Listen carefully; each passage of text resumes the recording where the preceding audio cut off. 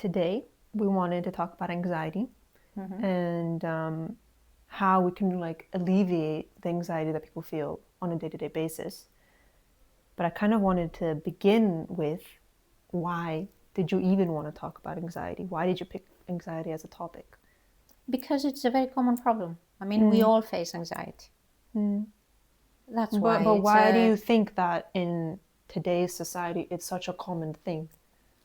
Because we are pressured from many different sides, and it's the situations of life that are very stressful nowadays. There's a lot of demands, so it can be sometimes even debilitating. You can't act because of how anxious you feel.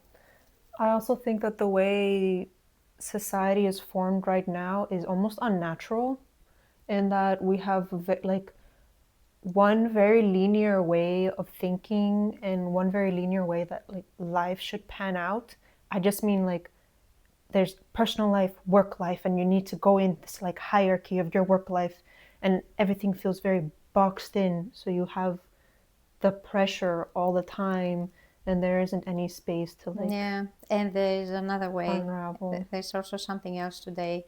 The expectations are very high. So you have all these boxes within which you need to perform, and they are like boxes, as if you are a different person when you go to work, from a different person in your relationships, in your family, with your friends, going out. And also the expectations are very high. So you have to be your best across all situations. And the problem is that the best, in many occasions, is already defined for you. It's not how you can be your best self, Yoni best self, or Elizabeth's best self.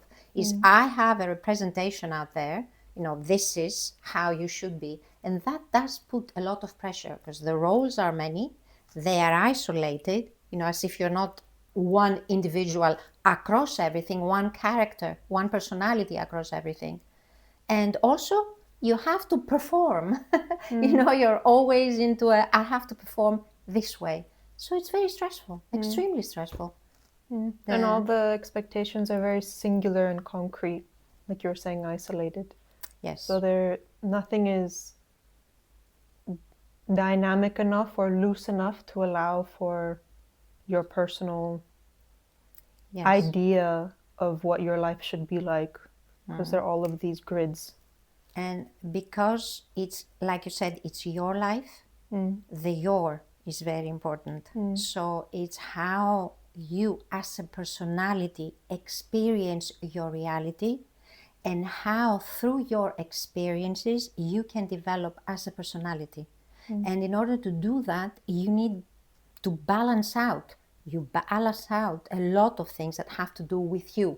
Now, if what needs to be balanced out, we treat them as individual boxes, and every single one of them has a particular demand, you have to tick box what you do. How can you balance out who you are, your characteristics? How can you grow as an individual? You're not even given a chance to find out who you are. And all of that is anxiety inducing. Exactly. Anxiety inducing, and in the volume, the intensity is really high. That's the problem, because anxiety is a normal thing. When, it's not unnatural to feel anxious in a situation. It's how, you work yourself up to overcome a difficult situation or a demanding situation as a situation. So you work yourself up, and once you complete the task or whatever it is that you want to complete, then the anxiety should, be reduced. But we don't even get a chance. But you don't get a chance to do that. So your anxiety level is across different situations at a high intensity. You never actually get to relax, which is, it's very difficult it then becomes extremely difficult to deal with. Do you think you have any anxieties that you deal with? Multiple, constantly. I am, as a personality, I'm an insecure personality, I would say. I have a lot of insecurities. So I get stressed across different situations, but for different reasons. And through the years, I have learned to point out the reasons and address across situation the different things that get me stressed so I can find an equilibrium and I don't go crazy. Because I do. I have a lot of stress. My personality is like that. You know, I'm a perfectionist. I have a lot of things that can drive somebody crazy. Okay. All of the work that you do has as a backbone Aristotelian and Aristotelian like way of thinking. Do you think his framework, or rather have you found in researching him something you can apply from Aristotle that helps alleviate anxiety? Oh my God, yeah. I know that's big, it's massive. Like, how do you? I know. It's like asking out of the like 50 texts you've read through, what's one thing? Yeah. But as you know, I am a cognitive psychologist and semiotician, so I bring in that background, which is really helpful. But what I have found in Aristotelian thinking is a process of reasoning that is very helpful in dealing with issues, for example, anxiety. And there are quite a lot of principles, rules, guidelines, I don't know what's the most appropriate word to use, of how to address different issues. Because as I said before, we are complex and there's nothing more complex than this. This is, everything is right here, right? It's the way you think. And it is a very complex, or it can get very confusing if you don't organize your thoughts, if you don't process your thoughts, and if you don't try to find what is truthful, meaning correct as an interpretation, or incorrect. And in the case of anxiety, there is one Aristotelian principle that's fundamental to Aristotelian philosophy around. It's not philosophy, actually. I don't want to say it philosophy in terms of it being theoretical. It's very practical as a process. And it's very fundamental, and we will see it when we discuss other issues as well. And that is, now I will describe it and then I can clarify it. Okay. There's always what we call the bigger picture, right? When we zoom out of something. And then the smaller picture, or rather pictures that make up the bigger. So we have something, a big representation, let's say, and then we have all the bits and pieces that make it up. Now, when we deal with anxiety, being able to zoom in and zoom out, to the bigger picture and the smaller picture, or the smaller parts that make that up, is fundamental. Okay. I'm gonna need I'm gonna need an example about what you mean by zooming in and zooming out, and bigger picture and smaller picture. So you can use me as a guinea pig. I will. And we can analyze my anxieties. All right. So and figure that out. Are you anxious? Who is not anxious? Am I anxious? As a 20-something-year-old, am I anxious? All right. So what's your anxiety then? Or one of your anxieties, right? Yeah.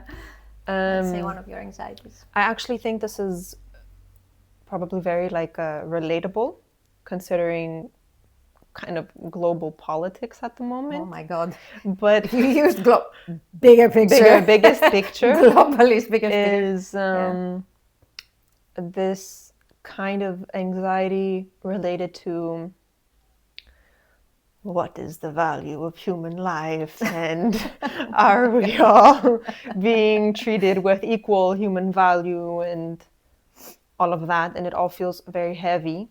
And although that's really, really big, I know that it transpires in other things that I do. So your anxiety stems from, what is it that you are anxious about, given that broader framework, as you said, the human value of life? So what is your anxiety? How do you feel about that? I won't feel the value in my human life, or I'll experience or witness other people not get the value that they deserve. So I will turn it into a, Okay. right? Because anxiety is really the result of feeling, that we miss on something, or we won't be able to do something or get something. So in this case, you mean that you feel you would be devalued as a human being, right? So there In is any sector of life. okay. Okay, now, so first of all, you have your bigger picture, which is how, there is a source, there is a reason out of which this anxiety, right, stems. But when you think of this, just as you expressed it, right, what representations come to mind? What do you actually think about when you describe this I think bigger picture? Because you said global and Yeah. right. So what is it that comes to mind spontaneously? Anything that comes to mind. I think Don't of personal overthink. life experiences. Generally, what comes to mind? Give me images that come to your mind when you think of that. You just said that, right? Yeah, okay. I think of I don't know if you want me to say that though. Yeah. You don't mind? No. Okay. Why mind? No, It's wherever your mind think goes. of like genocides. I Yeah. think of assault cases. I Yeah. think of mistreatment. I think of people not getting work opportunities. I think of people missing out on interpersonal relations. Okay. I think of Which are all very valid reasons to be extremely anxious about, right? yeah. So this is how you have them organized. So the bigger picture is being devalued, the big thing, the big theme, let's say, the chapter of your book, right, which is your mind. So you have this being devalued as a human. Then you break it down into your sub themes, right? How they may be represented across different aspects of life. Okay. It's still the bigger picture. You are still talking about something that's bigger. Now, you have, the further you break it down, and an easy way to break it down is to ask yourself, and what does that mean? Because that's what I was going to ask. If you take one of these aspects of life, I don't know which one, social relationships. Yeah. Okay, so what did you say happens with social relationships? It is Either like missing out on interpersonal relationships. missing out. Okay.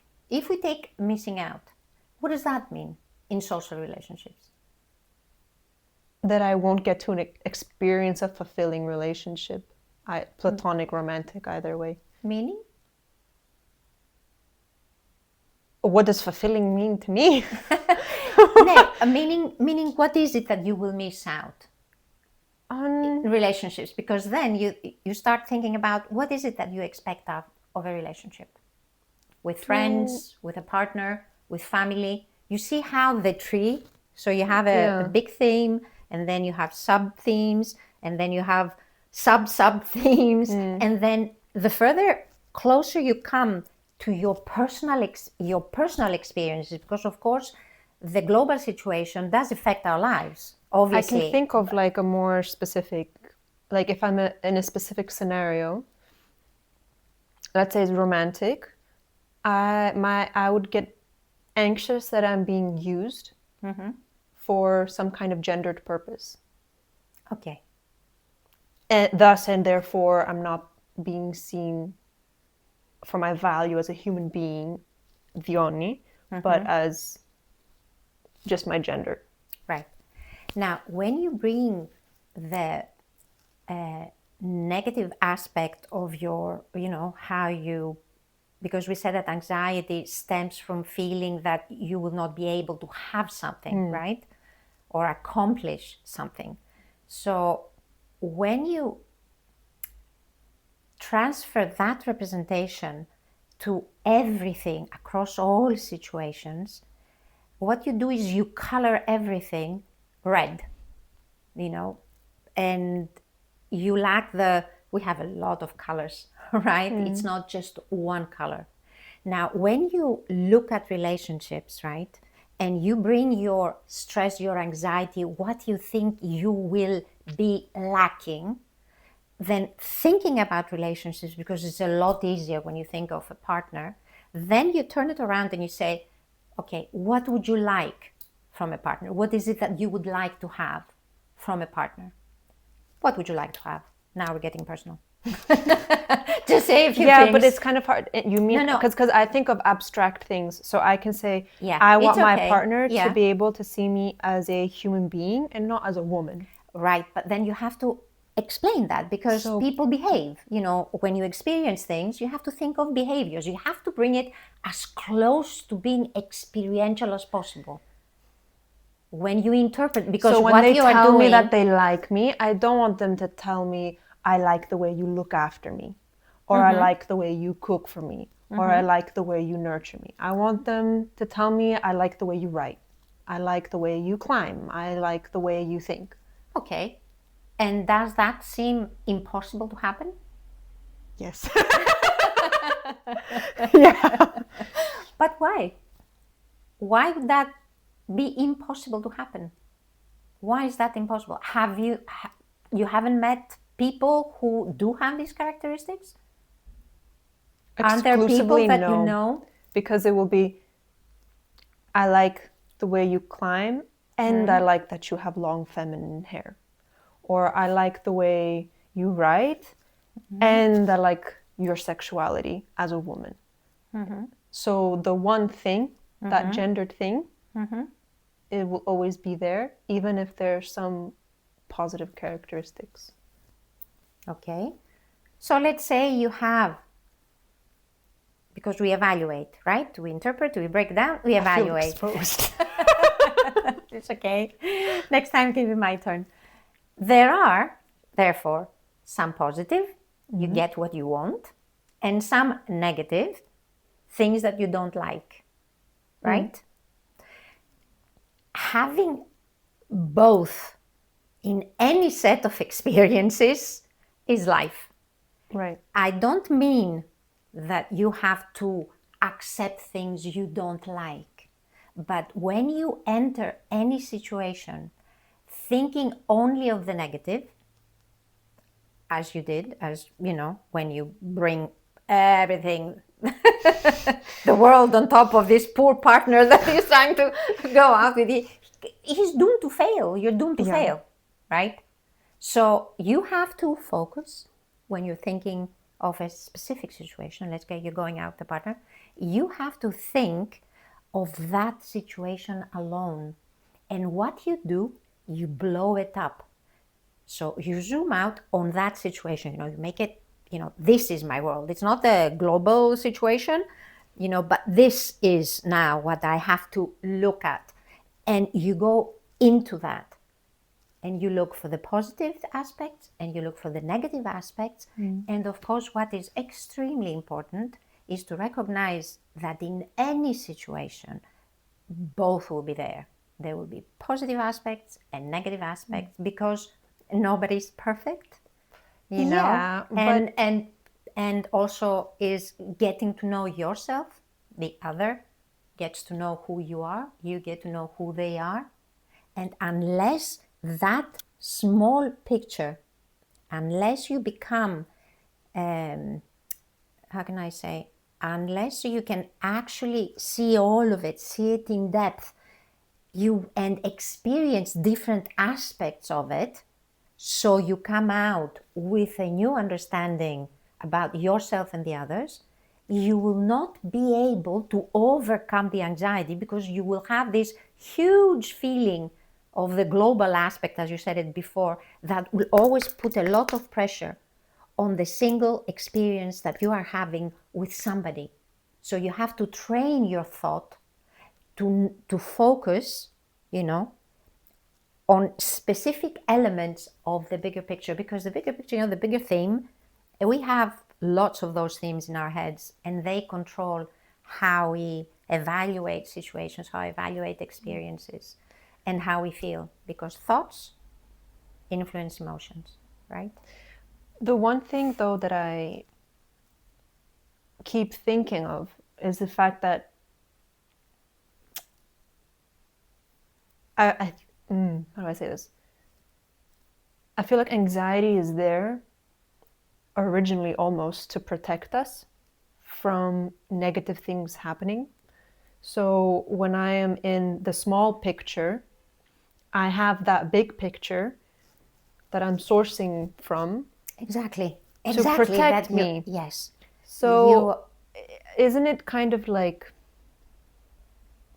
rather, I don't think you're suggesting that we sever ourselves from the big picture. not at all. So how, because How? it's not possible for me to not have the big picture is there. All right. The How? big picture is valid because I've formed a conclusion based off of my own reasoning, experiences, like my anxiety.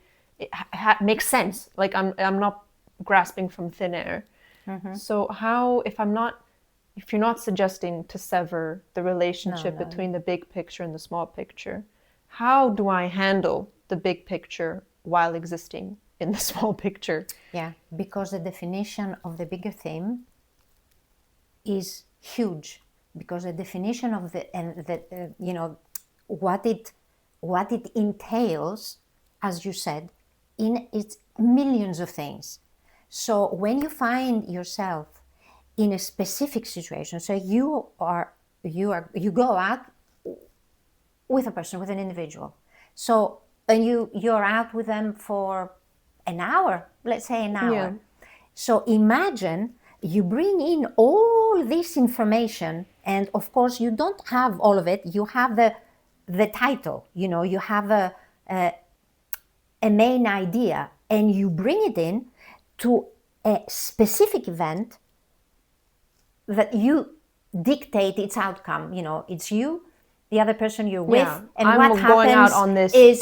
what happens is between the two of you. Now, if you bring into one specific individual case the whole world, which is summarized in one theme, you will not gain a different experience. You will just verify your the belief that you have up there. Because in every idea, anything that is abstract, it needs, for you to find your place and develop your own, your own identity, your environment, your world, your life, and so on.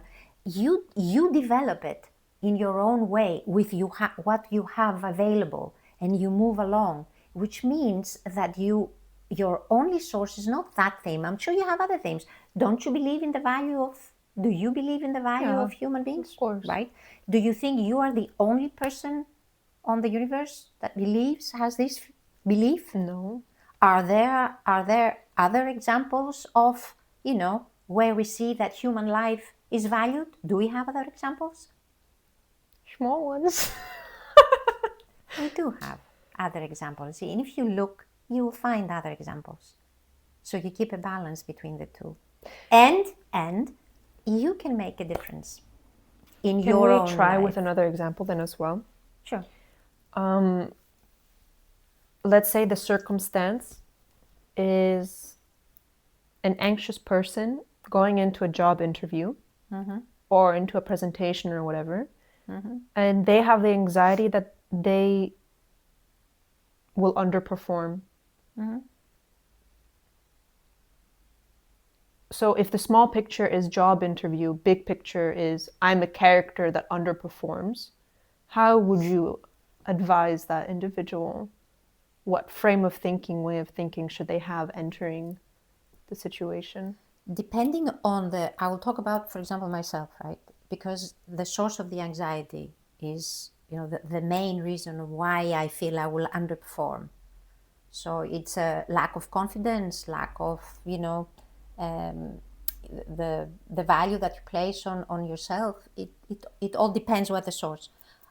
I had, because I'm a psychologist, and when I started working in the business world, and I was very young, I obviously felt very insecure because everybody was talking about this language that I didn't know, marketing and branding and that type of research. And, the business world was a world I knew nothing of when I entered. because I worked as a psychologist doing research. And so my confidence was really low. It was my confidence, however, and this is something whenever I went to a presentation, which was a nightmare to start with, me in front of a group of people presenting research results and giving advice, I always thought at the back of my head, this is what I worked around, is that this is a particular situation that I have to perform, and I analyzed it as a situation and what were the criteria through which I was examined, and I did not use this criteria as a criteria through which I evaluate myself. It's Elizabeth within the business environment.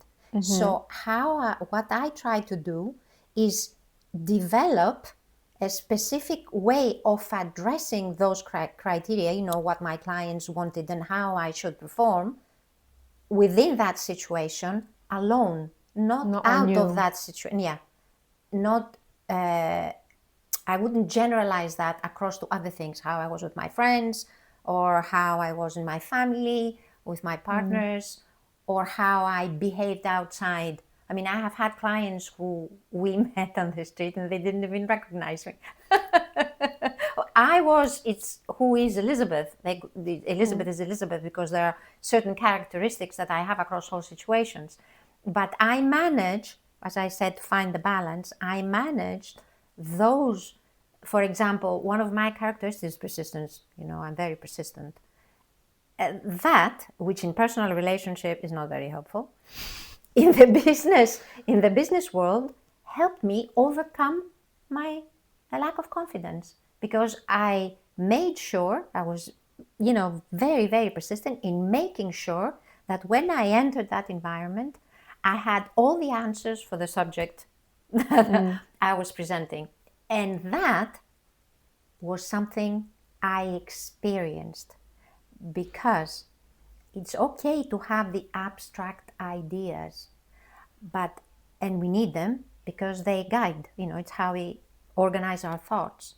But it's the experience that makes it meaningful, it gives it color, it gives it texture through experience. And it's experience that comes and alleviates the anxiety. When you work on the specific situation, you zoom into that specific situation for which you are getting prepared, or you think that, I am anxious about it. You get prepared, and you can get prepared for a specific situation. You cannot get prepared for the bigger theme, but you can prepare yourself for individual situations. And this preparation, knowing your anxiety, allows you to enter into the situation with not greater confidence, but you are armed better. I mean, you have you have your tools along, because it's a smaller situation. Every positive outcome from your experience is extremely positive, because it gives new information to the bigger theme. You start to defining it and redefining it and redefining it and redefining it through your experience across situations, which, what does that mean? You can alleviate your anxiety. It will not be across the same intensity and the same color, the same texture, the same feel, the same box, because we have a lot of shapes, a lot of colors, a lot of different textures, and we have to allow these to come through across the situations, so we manage our anxiety.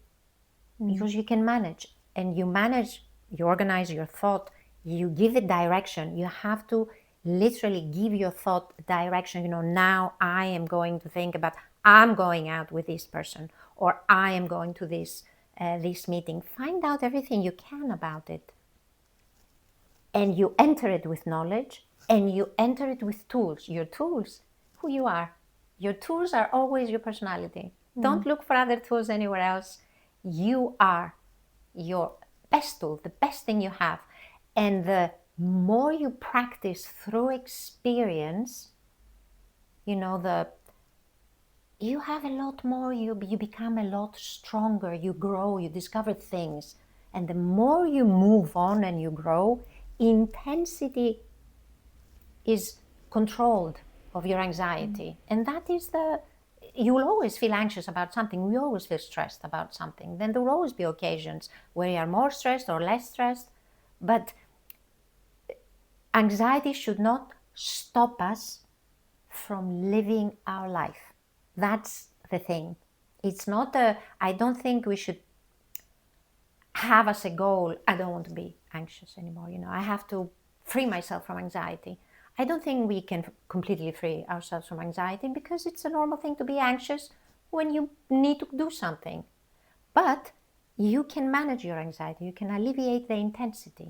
And certain things that you thought were very anxious in the past, you will see that you don't get as anxious. There are certain things that you will always feel anxious about, but not as much. I know that. Does that make sense? Yeah, because it's supposed to be. But it's supposed to make sense. I wanted to somehow see if we can make this a little more tactile, because I know. You see, that's the idea. Make the themes tactile. You see, I'm trying to describe, but for you to understand, and not for you, I'm not implying anything, but for us to understand, appreciate, evaluate, and take learning, it has to become more, what's the word you used? Tactile. Exactly. That's the zoom in, zoom out idea. Make it tactile. Your anxiety, I mean. Right. Well, what I was thinking of was what you've just described now is obviously a very complex and dynamic way of thinking. And in our seminars at Sophia's Best, we use, experiences and literal games to help people see their way of thinking and how to revise it. But for people that can't join us just yet, do you think there's some kind of activity, some way of writing something so that they can see their way of thinking and how to move between the big picture and small picture? Yeah. Are there questions they should ask themselves, or how do they? Because you said it's the tactile aspect, which I call the experiential aspect. It's very difficult to change your thoughts simply by thinking, especially on a high abstract level, right? And we usually think of our anxieties in a highly abstract level. So as you said, the best thing is to isolate situations that you are anxious about. So you are anxious, and when I say isolate is not my relationships, Right? Because that's, again, quite broad. Isolate a relationship with a specific person, whether that's your partner or the person that you're going to go out for the first time, or you've been out for 3 times, whether it's your friend, your sibling, your parent, not parents, it's parent individually, or your boss. Isolate the situation, and then you definitely have to ask questions to yourself, because you are the one who has to give the answers, right? And ask about, within that isolated event, what is it that you are stressed about, and what is it that you expect, what I'm afraid of and what I would like to do, and even to simplify it, what I think I will not have and what is it that I would like to have, right? Which is the basic, is what I want. Then evaluate, ask questions about the event, the people, anything. What do you know? Your knowledge about the specifics, the character of the person, the environment of your work, and the type of manager that your boss is, the expectations that they have. The more information, and what you do, you write it down. So you have the what I want, a list, not broad sentences, just adjectives. If you use adjectives, it's the best way of, bringing out your thought. What I want, what I think I will not have, or what it is that stresses me. And then you have the information, analyze the event. It's like you put the event into a microscope and you analyze it. That doesn't mean that you resolve anything, right? Because you do not resolve simply by thinking. Thinking is there to direct where you're going about, to direct your thinking. Very important that irrespective, you've made your evaluation, your analysis, right? And you dive into the experience, you go. But you know more or less, because you've gone through the analysis, what to expect. Anything that comes that's a lot more positive is very nice, it's very welcome. It's very different if you, going into an experience, you have it in detail in your mind rather than having an abstract concept that guides everything. You see that when you have all the details and the facts and what you know, or what you would like to know, I would like, I don't know this, I'd like to know that, or I would like to ask my boss certain things. What would you also like to know? If you go into that specific situation with that frame of mind, you will learn a lot more.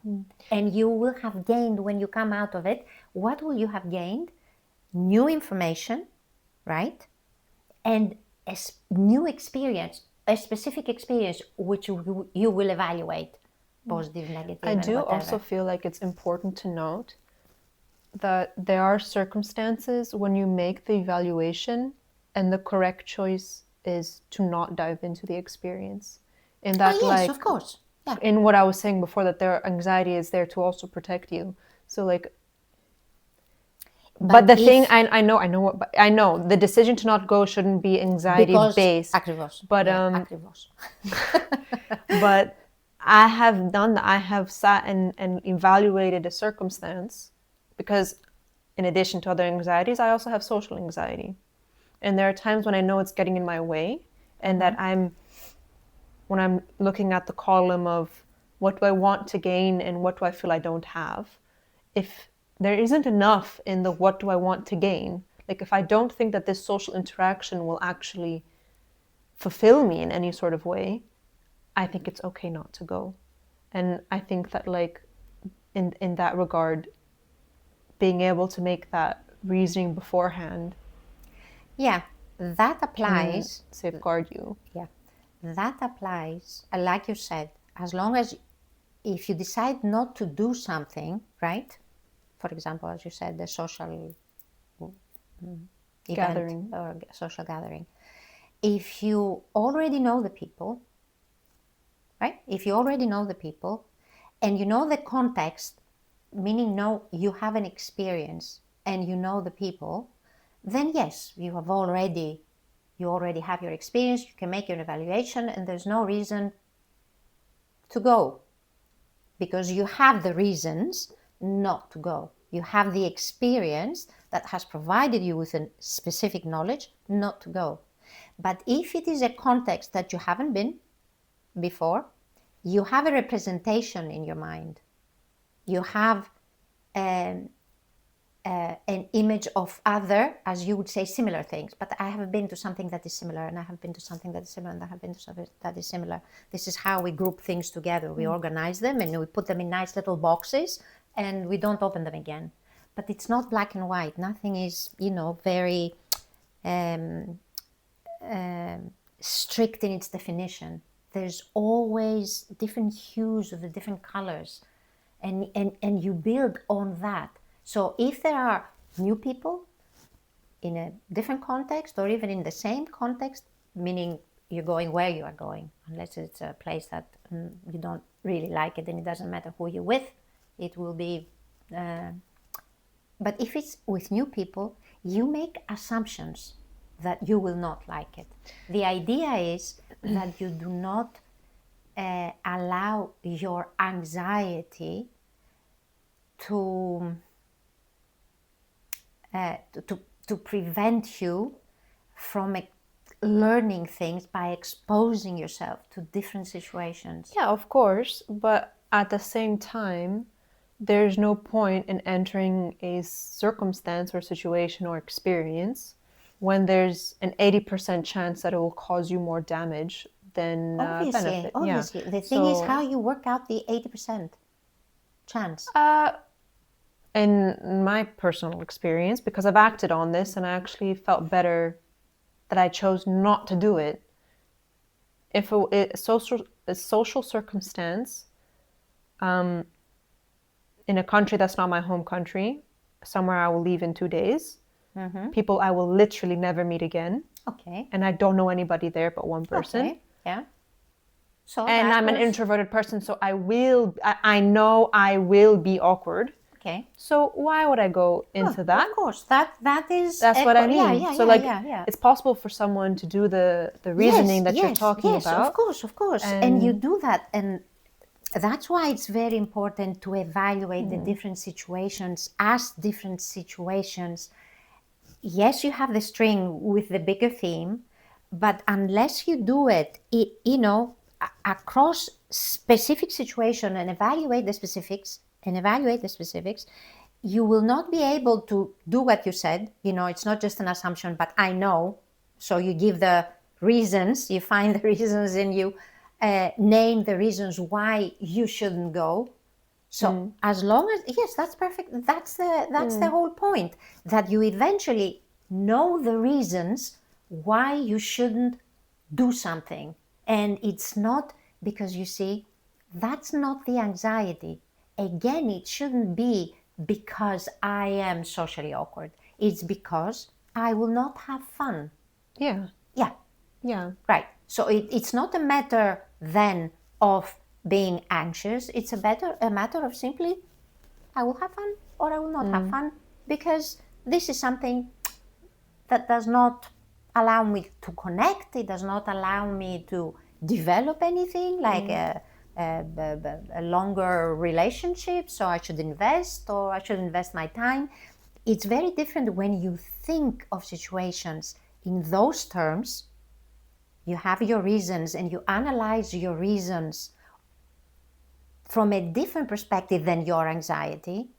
Then you develop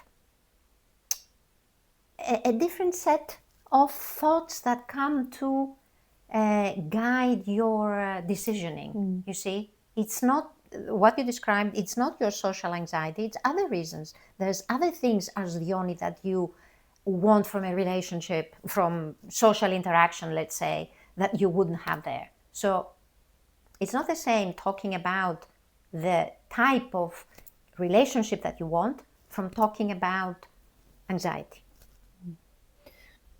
If it's okay to sidetrack a little bit Does that make sense? Yeah. That makes sense. Just out of curiosity, and maybe for other people that are interested in this, this whole idea of the bigger picture and the smaller picture, and this dynamic as a way of thinking, you earlier said that it was from reading Aristotle. I'm wondering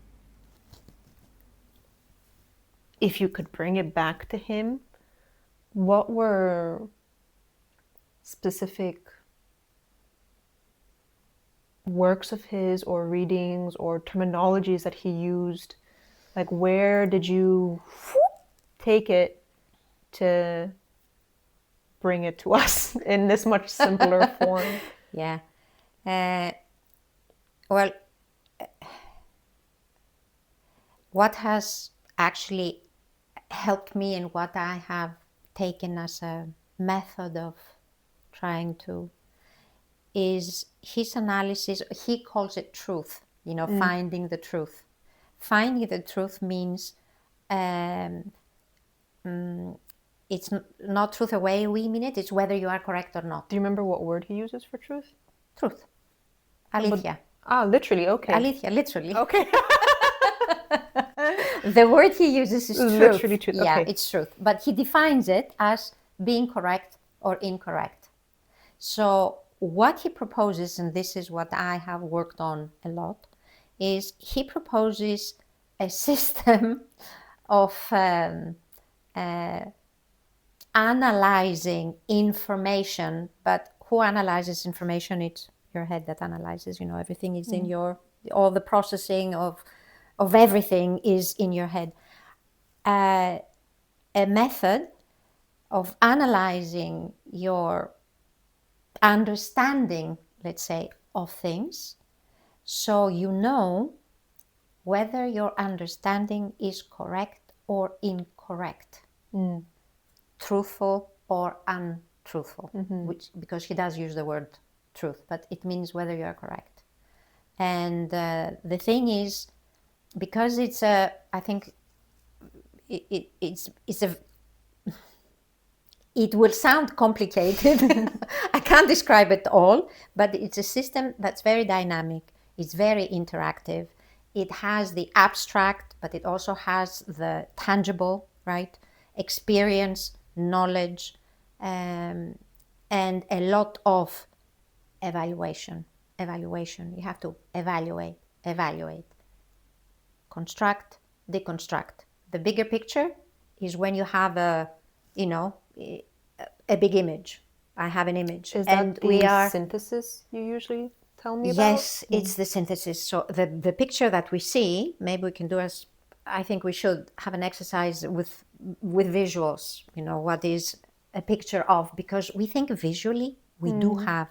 When I ask you spontaneously what comes to mind, the first thing that comes to mind is an image followed by a word, or a word followed by an image immediately. And the image is something that's broader. It's a broad thing.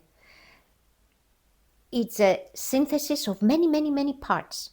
Now, you know when you are correct, when all the parts, clack, clack, clack, clack, fit in the image. So you have a complete image, the big picture, without missing parts or parts, you know, oh, this doesn't fit, it's okay, I leave it out. Or this part doesn't fit, and then I have gaps, and I try to, you know, put things in. So it needs to be complete and nothing spread around. So, and that's how you know that you are absolutely correct in your thought. If your thought, we might believe two completely different things, and your thought processing is correct, and my thought processing is correct. It doesn't mean that we have a difference of opinion, one of us is incorrect. No, we can both be absolutely correct in terms of how we reach that conclusion, but be completely different. And in fact, the two different opinions synthesize a bigger picture, right? Because the opposites do not exclude one another. They synthesize something else. And I guess going back to the whole idea of anxiety, it's a lot easier to see the correct, true image when you're only looking at a small picture, an isolated situation. Exactly. So then you can analyze evaluate it. how to behave in it. Yes. Versus a big thing. A big abstract thing that it doesn't involve just you. Yeah. And also, it's not expressed in the way that you experience the global situation. Because the global situation, as you said, the different aspects that we experience as society, nevertheless, we may experience these things as a society, but each individual experiences the same experience differently. We are exposed, we go through we may have the same boss, and our experiences are individual. And that's what makes us who we are. It's why we are, you know, human nature is so magnificent. How we can, and there's such variety. And this is what allows you to overcome problems, and this is what allows you to grow, because of the variety. If we were rigid, what would be able to change? And if everything was the same, how would we be able to grow? I would be as I am today as I was yesterday, and I will be the same tomorrow. That's not a lot of fun. I don't think. I don't think it's a lot of fun. So it's, yeah, you have to bring it down. The string is there, but bring it down and evaluate and break it down into smaller parts, more the way you see them, the way you feel about them, the way you experience them. I feel like this is a good place to close. Yeah. And actually, I wanted potential listeners to have a warm feeling at the end of this, a less anxious feeling. And I thought it would be nice if you could share there's a phrase that you recently told me that Yaya used to always tell you that would make you feel better. Do you think you can share that? A new day is a new beginning for everybody. You know, a new day is a new day for everybody. Say it in Greek. Μέρα που ξημερώνει, ξημερώνει για όλους. Yeah, that's such a hopeful thing. Yes, it is. And you have to be. You have to always remember that there is goodness. There are good things. That's what I mean, goodness. No, don't generalize. Good things, good experiences, fun, hopeful. Yeah. Okay, that's it. Thank you. Thank you. Great.